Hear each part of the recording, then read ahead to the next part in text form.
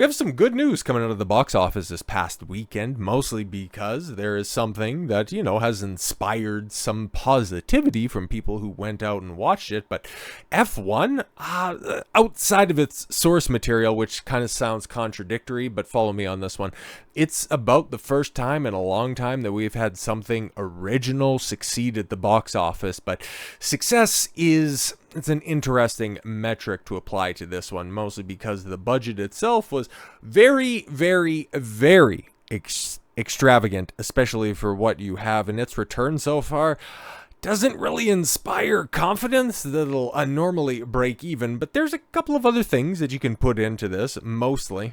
And apparently now in Hollywood, they can sell, which it absolutely boggled the mind. I think it was $80 million. I had it pulled up, but the title sponsor for the fictitious race crew that Brad Pitt helms ended up driving something like $80 million to be a real sponsor for a fake team. It's like, okay, is that what we're going to be doing moving forward? It's just more overt product placement like that in Hollywood.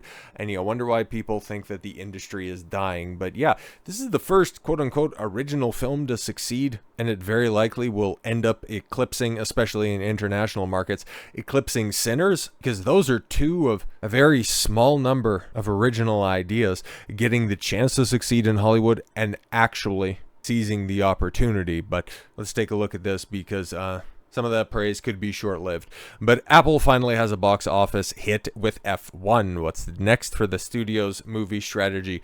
To franchise it out, mostly because, hey, we actually have a film that people like that we put in theaters, okay? Very expensive film that, I've heard a couple of reviews, I listened to a few of them, and people are, at least talking about this, that, hey, it's pretty good. It doesn't really take too many risks. It's not exactly something that's groundbreaking, but it's very evocative of those, like, 90s, 2000 sports movies, like your Any Given Sundays, and it does it right. It doesn't have to subvert your expectations. It just tells a good, wholesome, feel-good story, and it doesn't have to tear down its straight white male lead in order to lift up his minority understudy. It's just a good story. Like, that's it. I was like, okay, cool, fantastic, man. I probably am never going to watch this, but I'm glad people have movies at the theater that they like watching, especially with the slop that we've had so far this year. But champagne showers, a staple of Formula One races, may be a reserve for the racetrack. But the mood at Apple is certainly celebratory over the weekend, as the big budget F1 delivered the studio its first box office hit.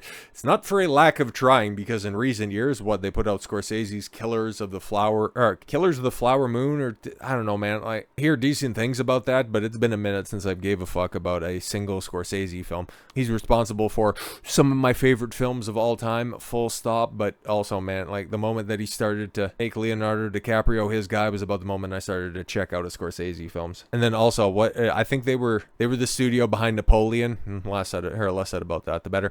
The film starring Brad Pitt has been.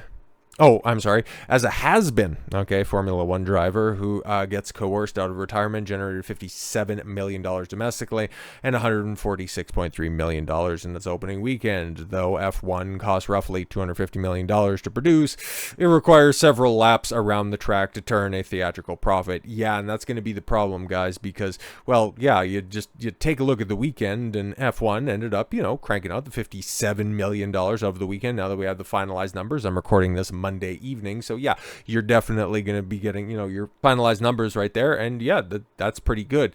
But we're heading into July, we're heading into steep competition, and honestly, Warner Brothers, if they're going to have to sacrifice some theaters for their big tentpole, if for whatever reason Jurassic World needs those theaters, and then by the time Fantastic Four rolls around, those 3,600 screens that it has right now, that's going to precipitously drop off. But hey, maybe good word of mouth, right? Because this is the director who brought you Top Gun Maverick. That was a film that legendarily had long legs and made it $1 billion hit.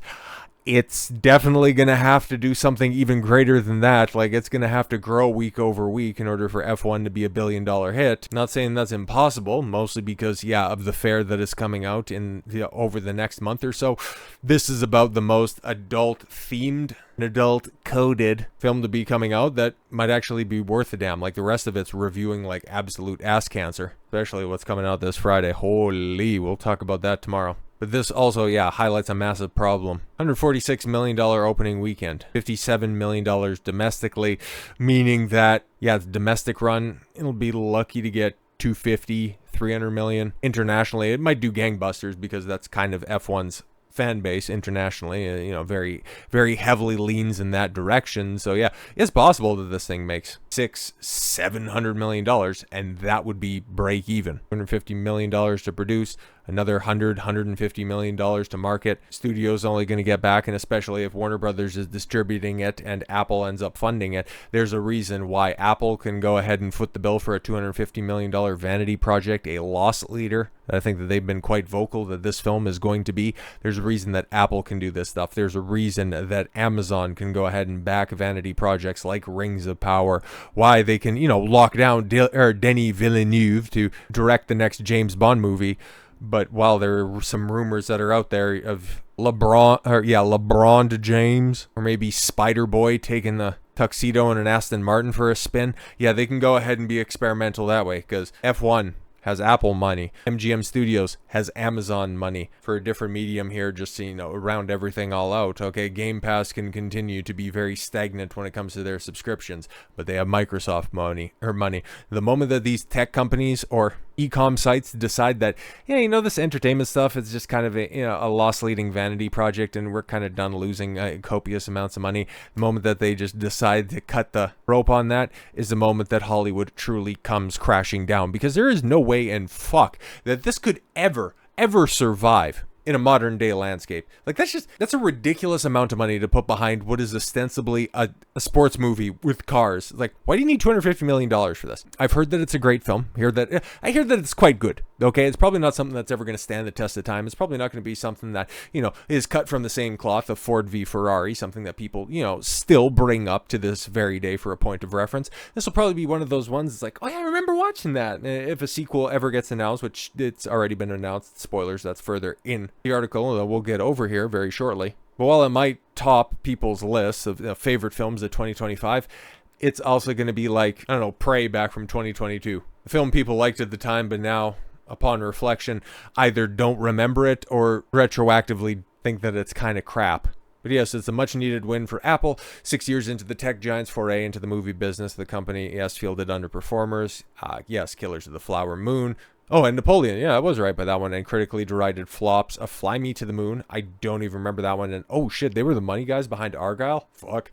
But nothing that's been remotely commercial. Okay, Apple seemed to be rethinking its strategy after deciding to curtail the theatrical release of 2024 Wolves. Okay. Oh, the tepidly reviewed a crime drama with Pitt and George Clooney. Right, because George Clooney, big movie star, right? Sure thing. But yes, moving forward, will F1 embolden Apple to charge ahead with theatrical and cultivate a robust film slate, or after the long and winding 3-year journey to produce F1, the company more inclined to slow down or remain selective, taking only a few big swings with the right property and the right people. But yeah, if you want to read the rest of this article, I think Variety lays out a 4-point plan about what Apple could do moving forward. But in the meantime, yeah, gears are turning on a potential sequel for F1, according to knowledgeable sources.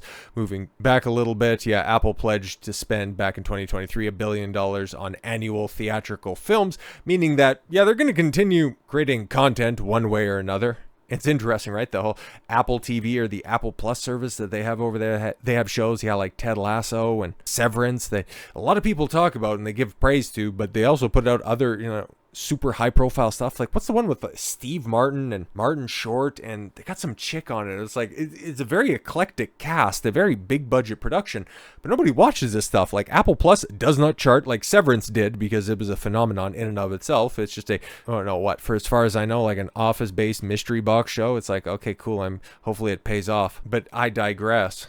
But long story short, these films and these studios are going to have to see a return, because going back and just simply looking at the box office leading into, well, for Canada, it's a 5-day long weekend, depending on where you're at. Like, a lot of people called in sick on Monday, but yeah, we got Canada Day. Ooh, whoop-de-fucking-do. I just kind of want to know when Alberta Day is, because I don't give a shit about Canada anymore, but I do love me some Alberta. And that'll obviously factor into the domestic box office, because domestic is North America. I think we're folded into that stuff. At least it was the last time I checked, but I could change on a moment's notice. Who knows? But next weekend, especially this upcoming weekend, you got the big, Independence Day long weekend. And that should be big. It should be big because, yeah, you got the tentpole release in the first of 3 in July with Jurassic World Rebirth, which, oh boy, like I said, more on that tomorrow. But the fact that in June, you can have a film take the top spot with 57 million, and then its next closest competition is a film that's been out in theaters for 3 weeks at this point in time with How to Train Your Dragon at 19.5.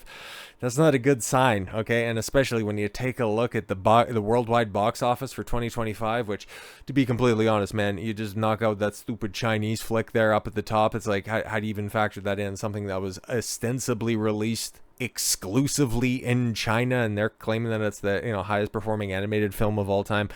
I'll believe that when I see it. But even looking at a proper top 10, you got the Minecraft movie, which thank God is not gonna cross the arbitrary $1 billion mark. Thank Christ. But Lilo and Stitch, if Disney leaves it in theaters through the rest of the summer, definitely going to get there. It could sputter out, but it's probably going to end up eclipsing Minecraft, because this past weekend, right, just going back to the numbers, I think it made $9 million over the weekend. No, I'm sorry, 6.8.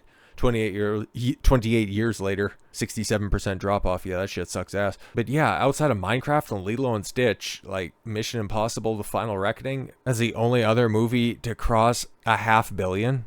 This is not good. This is really not good. And the fact that F1 is already in the top 10, there are 3 movies. There are 3 big movies coming out in July. But after that, it's not until Avatar at the end of the year that there looks to be any saving grace at the theaters. Hollywood is in deep shit because they have all but abandoned creativity. 8 of the 10, and even if you wanted to throw the Chinese joint in there as well, are derivative slop, either franchise crap, remakes, or sequels. And any of the other movies that are coming out to usurp those places are also going to be in that same category. And you see it time and time again. There's no new ideas, and when they get sequeled, when they get remade, and when they get prequeled, they end up making less and less money. It's the Hollywood death spiral, and if it was any other industry, I might shed a tear. But at this point in time, there are so many great movies that I have yet to watch from the years gone by that, yeah, if they want to burn down what they're making right now, make sure that the wind is blowing that way, because I don't want to have to smell that trash fire that you brought upon yourself.